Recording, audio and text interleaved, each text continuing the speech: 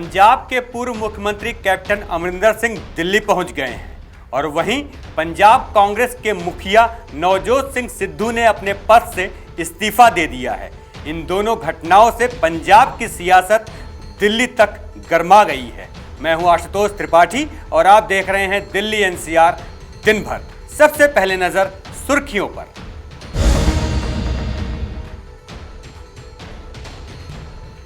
पंजाब में मचे बवाल के बीच कांग्रेस में शामिल हुए कन्हैया जिग्नेश वेणुगोपाल ने कराई पार्टी में एंट्री।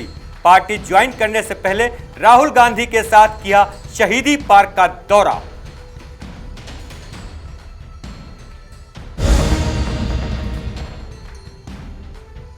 दिल्ली दंगों पर हाईकोर्ट की सख्त टिप्पणी, कहा अचानक नहीं हुए, सबूत बता रहे हैं, सोची समझी साजिश थी हिंसा। दिल्ली को प्रदूषण मुक्त बनाने में जुटी केजरीवाल सरकार। गोपाल राय बोले, सरकार ने 7 साल में लगाए 1.7 करोड़ पौधे। दिल्ली में ग्रीन बेल्ट बढ़ी। सीएम केजरीवाल ने लॉन्च किया देखो मेरी दिल्ली ऐप। टूर प्लानिंग से लेकर कई चीजों की होगी जानकारी। दिल्ली में बढ़ रहा डेंगू, मलेरिया, चिकनगुनिया का खतरा। देश के 11 राज्यों में मिला डेंगू का खतरनाक नया वेरिएंट। कांग्रेस के लिए मंगलवार का दिन बहुत ही महत्वपूर्ण रहा। एक तरफ जहां पंजाब के पूर्व मुख्यमंत्री कैप्टन अमरिंदर सिंह दिल्ली पहुंचे और उनको लेकर तरह तरह के कयास लगाए जाते रहे, वहीं पंजाब कांग्रेस के मुखिया नवजोत सिंह सिद्धू ने अपने पद से इस्तीफा दे दिया। इन सब के बीच दिल्ली में जेएनयू के पूर्व छात्र संघ अध्यक्ष कन्हैया कुमार ने कांग्रेस ज्वाइन कर ली। उनके साथ गुजरात के नेता जिग्नेश मेवाणी ने भी कांग्रेस ज्वाइन कर ली। इस दौरान राहुल गांधी मुख्य रूप से उपस्थित रहे। देखिए पूरी रिपोर्ट। पंजाब में नवजोत सिंह सिद्धू के इस्तीफे के बाद कांग्रेस में मची उथल-पुथल के बीच दिल्ली में कांग्रेस मुख्यालय पर जबरदस्त हलचल जारी है। कांग्रेस में मचे घमासान और नाजुक वक्त में 2 युवा नेताओं ने कांग्रेस का हाथ थामा है। बिहार से कन्हैया कुमार और गुजरात से जिग्नेश मेवाड़ी कांग्रेस में शामिल हो गए हैं। एक पॉलिटिशियन के तौर पे नहीं, बतौर एक भारतीय नागरिक मैं अपने आप को ये जब सवाल पूछता हूं कि मेरा फंडामेंटल फॉरमोस्ट रिस्पॉन्सिबिलिटी ड्यूटी क्या होना चाहिए, तो अंदर से जवाब यही आता है, कुछ भी करके इस मुल्क के संविधान, लोकतंत्र और आइडिया ऑफ इंडिया को बचाना चाहिए। और यदि उसको बचाना है तो मुझे उनके साथ खड़े रहना है जिसने स्वतंत्रता के आंदोलन में न केवल कंट्रीब्यूट किया है, उसको लीड किया है, अंग्रेजों को यहां से खदेड़ कर दिखाया है। और इसीलिए आज मैं इंडियन नेशनल कांग्रेस की इस मंच पर आपके साथ खड़ा हूं। ये जो देश में एक वैचारिक संघर्ष छिड़ा है, उस वैचारिक संघर्ष को कांग्रेस पार्टी ही नेतृत्व दे सकती है, यह हमारा भरोसा है। और मैं ये उम्मीद करता हूं कि हमारे देश के जो लाखों करोड़ों नौजवान आपके माध्यम से सुन रहे हैं, उनसे भी मैं आग्रह कहता हूं, दीवार पर बैठकर टुकुर टुकुर मुंह ताकने का वक्त नहीं है। ये अर्जेंसी का टाइम है और इस अर्जेंसी के टाइम पे दीवार पे बैठ करके दायां जाएं कि बायां जाएं, ये मत सोचिए। जब आप जंग में होते हैं तो आपके पास जो अवेलेबल चीजें होती हैं, आप उससे मुकाबला करने की कोशिश करते हैं। कांग्रेस पार्टी एक बड़ी जहाज है। अगर कांग्रेस पार्टी बचेगी तो हमारा मानना है इस देश के लाखों करोड़ों नौजवानों की आकांक्षाएं बचेंगी, गांधी की मीमांसा बचेगी, भगत सिंह के सपनों का भारत बचेगा और डॉक्टर बाबा साहब भीमराव अंबेडकर की समानता का भारत का निर्माण संभव हो पाएगा। इसी आशा और उम्मीद के साथ मैं इस पार्टी से जुड़ा। दोनों ही युवा नेताओं को कांग्रेस में शामिल कराने के लिए राहुल गांधी कांग्रेस मुख्यालय पहुंचे थे, लेकिन दोनों को कांग्रेस में शामिल कराने के लिए जब प्रेस कॉन्फ्रेंस हुई तो राहुल गांधी इसमें शामिल नहीं हुए। 2 युवा नेताओं के कांग्रेस में शामिल कराए जाने से पहले पार्टी के पूर्व अध्यक्ष राहुल गांधी शहीद भगत सिंह पार्क में पहुंचे। वहां शहीद भगत सिंह की प्रतिमा पर माल्यार्पण किया और वहां उपस्थित कार्यकर्ताओं से संपर्क भी किया। हालांकि कांग्रेस के सांसद और वरिष्ठ नेता मनीष तिवारी ने कन्हैया कुमार की एंट्री पर सवाल खड़े किए हैं। मनीष तिवारी ने ट्वीट कर लिखा है कि कुछ कम्युनिस्ट नेताओं के कांग्रेस में आने की अटकलें चल रही हैं। ऐसे में 1973 में छपी कम्युनिस्ट इन कांग्रेस पढ़ी जानी चाहिए। चीजें जितनी बदलती हैं उतनी ही समान लगती हैं। वहीं बीजेपी ने कन्हैया कुमार और जिग्नेश मेवाणी की एंट्री को लेकर कांग्रेस पर निशाना साधा है। बीजेपी नेता अमित मालवीय ने ट्वीट कर लिखा है कि सर्जिकल स्ट्राइक की एनिवर्सरी पर कांग्रेस भारत तेरे टुकड़े होंगे वाले कन्हैया कुमार और जिग्नेश मेवाणी को स्वीकार कर रही है। ये कोई संयोग नहीं है। भारत के टुकड़े करने वालों के साथ हाथ मिलाना कांग्रेस की आदत है। आपको बता दें कि कन्हैया कुमार के लंबे वक्त से कांग्रेस में शामिल होने की अटकलें लगाई जा रही थी, लेकिन अब जाकर आधिकारिक तौर पर ये ज्वाइनिंग हो रही है। कन्हैया कुमार और जिग्नेश मेवाणी के स्वागत के लिए दिल्ली में कांग्रेस पार्टी के दफ्तर के बाहर पोस्टर भी लगाए गए, जिनमें कांग्रेस सांसद राहुल गांधी की भी तस्वीर है।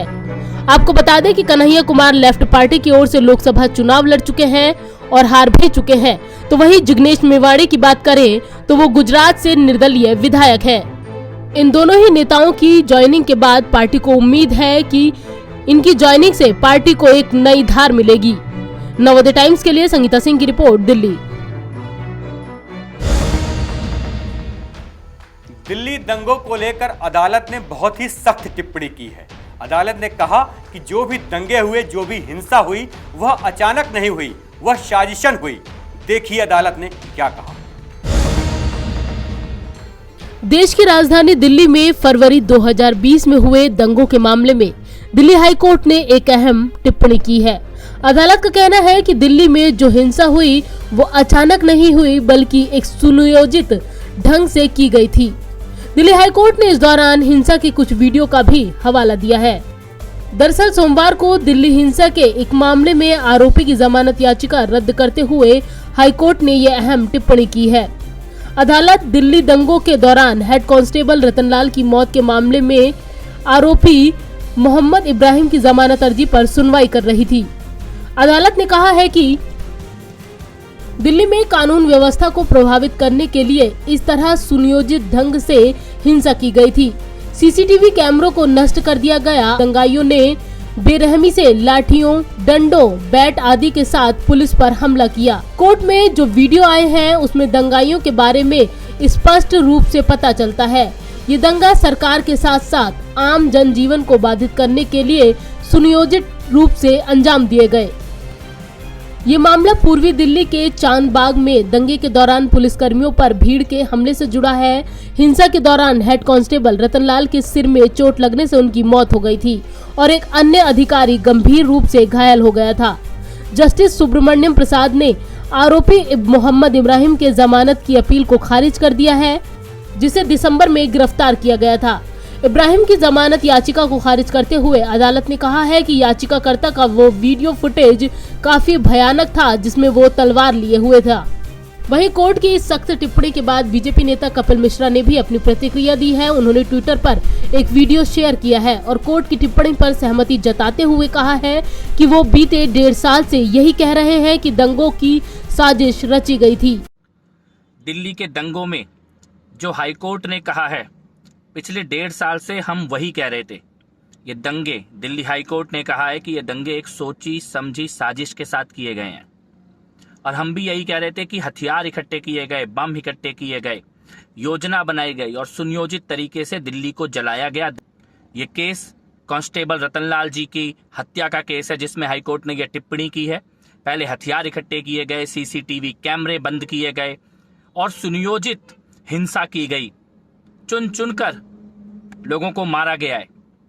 आज दिल्ली हाईकोर्ट से जो सच सामने आया है उसके बाद इस देश के कई बड़े बड़े पत्रकार, तथाकथित पत्रकार, कई राजनेता और ऐसे फर्जी इंटेलेक्चुअल जो इन आतंकवादियों को बचाने के लिए कपिल मिश्रा के ऊपर इल्जाम लगा रहे थे, आज उनको दिल्ली की जनता से माफी मांगनी चाहिए। दिल्ली के दंगों का सच अब सामने आने लगा है।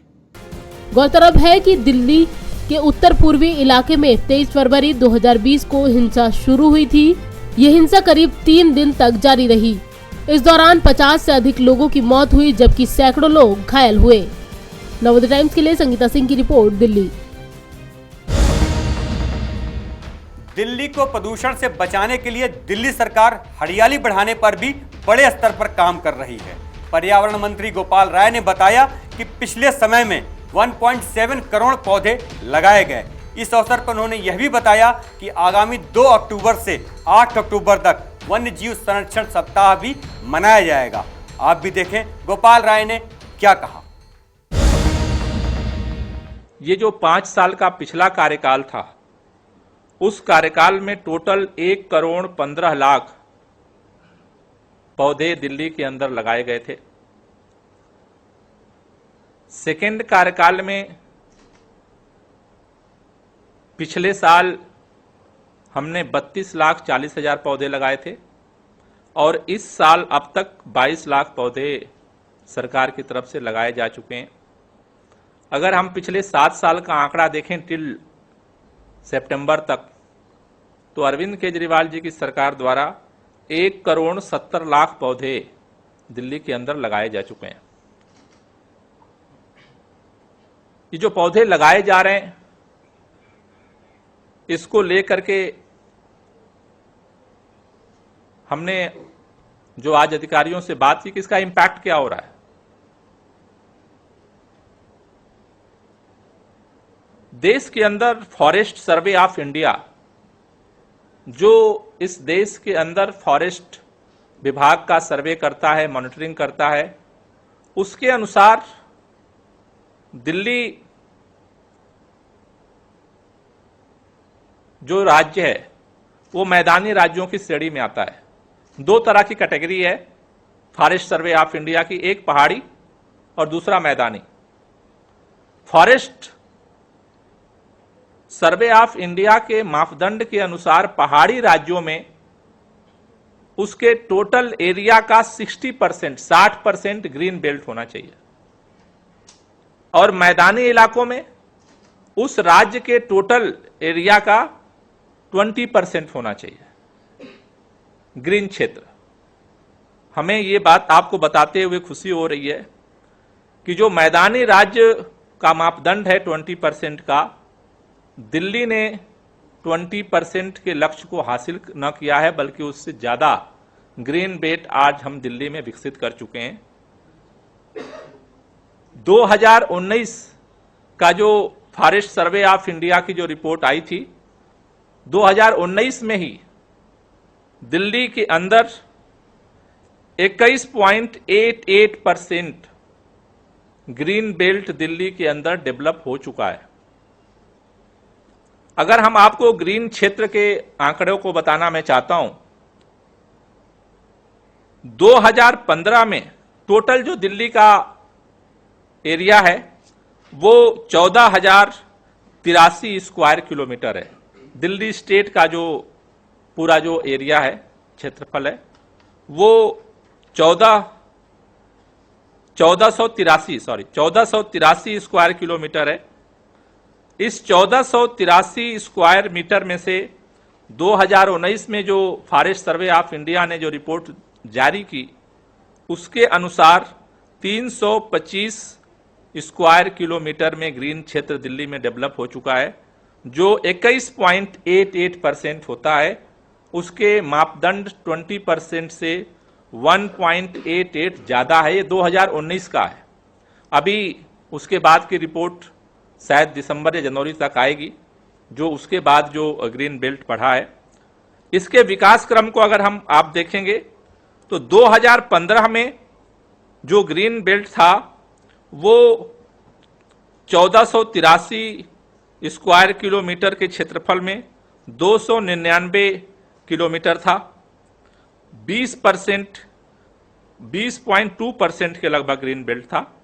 2017 में ये बढ़ करके 305 स्क्वायर किलोमीटर हो गया, जो 20.59% था, और 2019 में बढ़ करके ये 325 हुआ है और ये 21.88 हुआ है। और 19 के बाद से जो ग्रीन बेल्ट बढ़ाने का काम हुआ है, तो मुझे लगता है कि हम 22% से भी ज़्यादा की स्थिति में दिल्ली अपने ग्रीन बेल्ट में पहुंच चुकी है। अगर हम देखें तो 2015 में जो ग्रीन बेल्ट का एरिया था, जो हमने आपको बताया कि 15 के बाद दिल्ली के अंदर करीब 1,70,00,000 पौधे लगाए गए, तो 15 से 19 तक का जो वृक्षारोपण हुआ है उसमें करीब 2,500 हेक्टेयर ग्रीन बेल्ट दिल्ली के अंदर बढ़ा है 2015 से और आज तक। ग्रीन बेल्ट के साथ साथ जो वन्य जीव हैं उनका भी एक नेचर के बैलेंस में काफी रोल होता है। बहुत सारे जो प्रदूषण जो इंसान पैदा करता है उसमें से बहुत सारी गैसेस को पौधे एब्जॉर्ब कर लेते हैं। बहुत सारे प्रदूषण को अलग अलग जो हमारा सर्किल है, चेन है, वन्य जीवों का जो श्रेणीगत चेन है वो एब्जॉर्ब करता है। नेचर ने ऐसा सिस्टम बनाया, लेकिन वो धीरे धीरे टूट रहा है। तो दिल्ली सरकार के वन विभाग की तरफ से प्राकृतिक संतुलन बना रहे, इसलिए हम 2 अक्टूबर से और 8 अक्टूबर तक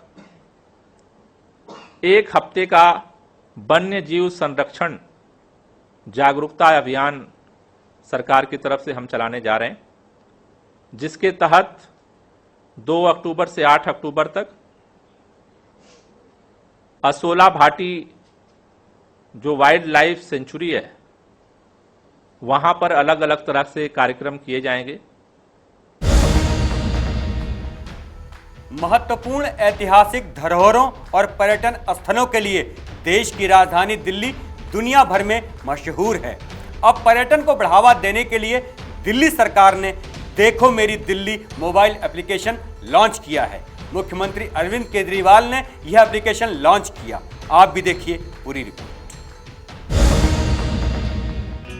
राष्ट्रीय राजधानी दिल्ली में टूरिज्म को नई रफ्तार देने के लिए मुख्यमंत्री केजरीवाल ने एक खास मोबाइल ऐप लॉन्च किया है, जिसका नाम है देखो मेरी दिल्ली। ये ऐप यूजर फ्रेंडली बताया जा रहा है, जिसकी मदद से बाहरी पर्यटक ही नहीं बल्कि दिल्ली वासी भी शहर के अनछुए और अनदेखे लोकेशंस का दीदार कर सकेंगे। ऐप लॉन्चिंग के दौरान सीएम ने कहा कि जो लोग दिल्ली आना चाहते हैं वे इस ऐप के जरिए अपनी ट्रिप की प्लानिंग आसानी से कर सकते हैं। वे अपने पूरे टूर को इसी एक प्लेटफॉर्म पर प्लान कर पाएंगे।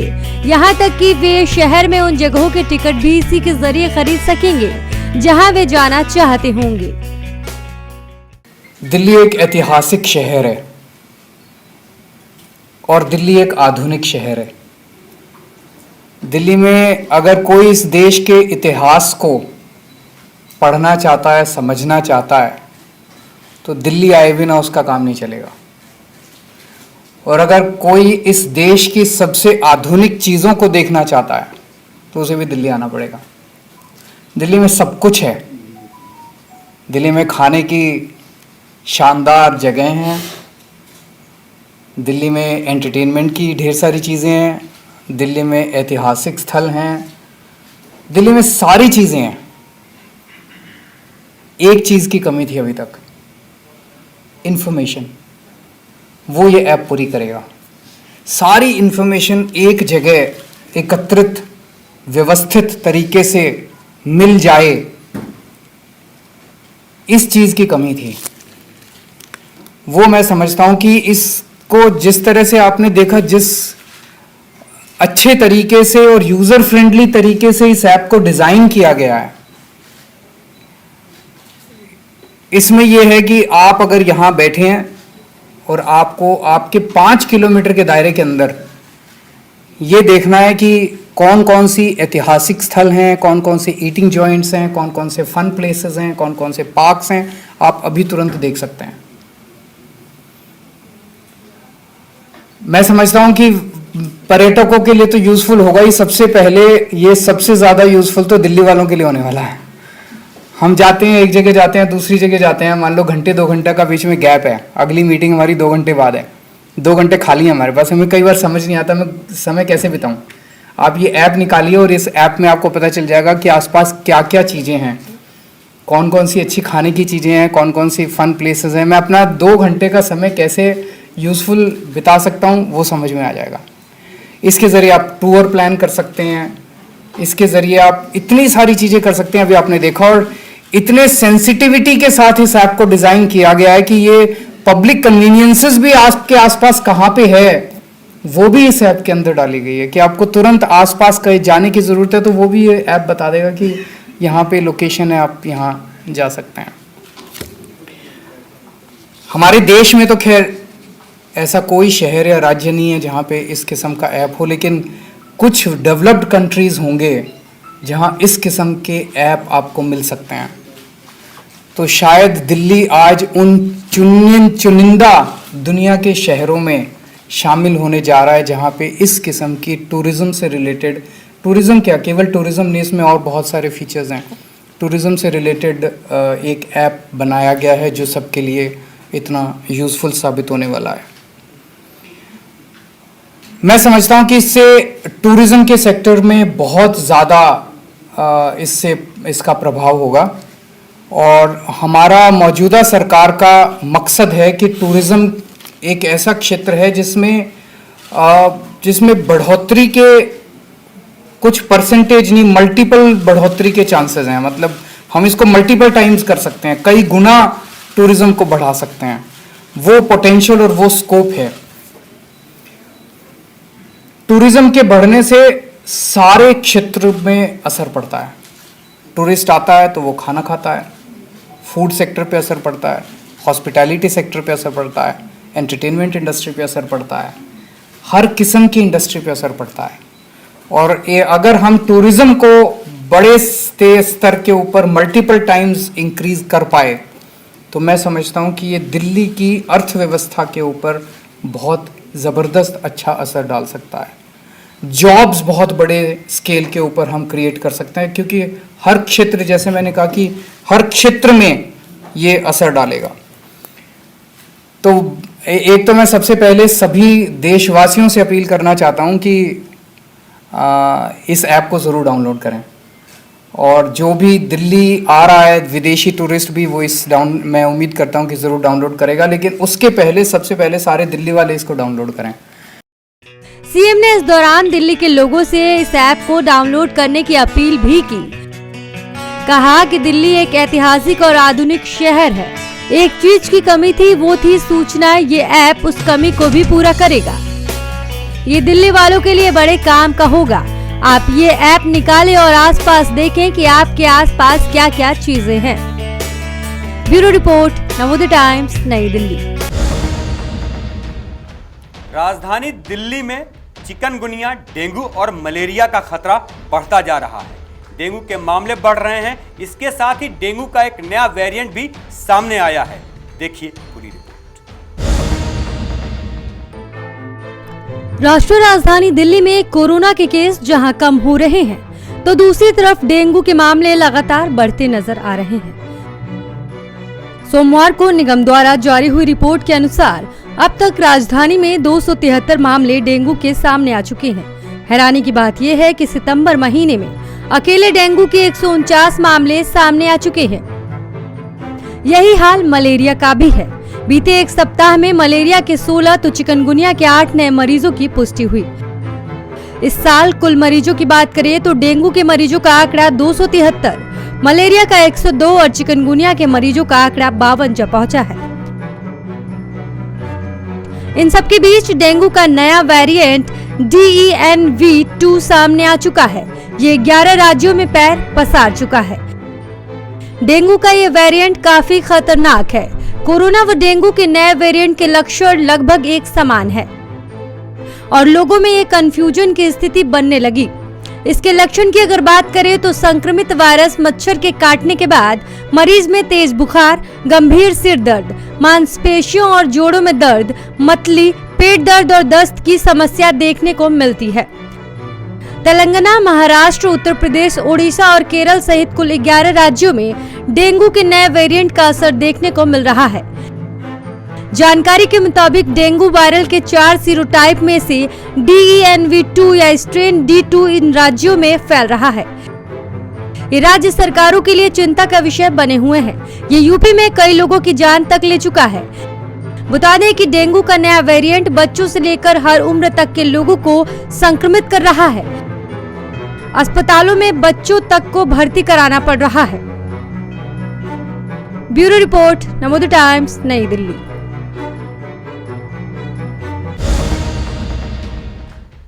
दिल्ली एनसीआर दिन भर में अभी के लिए इतना ही। मुझे दीजिए इजाजत। अगर आप हमें YouTube पे देख रहे हैं तो सब्सक्राइब करें, अगर Facebook पे देख रहे हैं तो लाइक करें।